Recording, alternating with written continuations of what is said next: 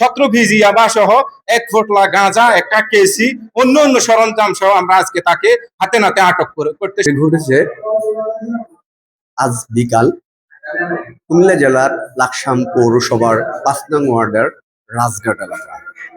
ইয়াবা সহ এক মাদক কারবারি আটক। লাকসাম মনোরগঞ্জ মাটি ও মানুষের নেতা মোহাম্মদ আমাদের কালাম মহোদয় এমপি সাহেবের নির্দেশনায় লাকসাম মনোরগঞ্জ কোনো মাদক থাকবে না।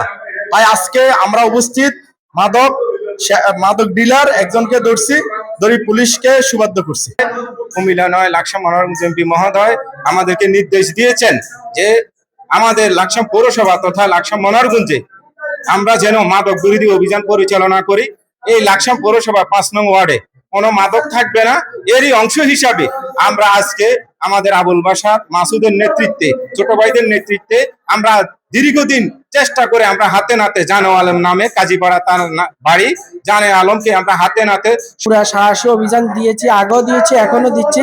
এখন আমরা বড় ডিলার মোহাম্মদ জানে আলম উনাকে পেয়েছি, 17 পিস ইয়াবা গাঞ্জার ফুটলা সহকারে ধরছি।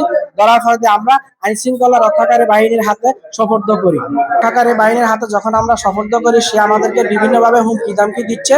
আমরা এর আলোকে জনাব এমপি মহোদয়ের নিকট এবং আপনাদের যারা সাংবাদিক বৃন্দ আছেন আপনাদের সবার সহযোগিতা কামনা করতেছি।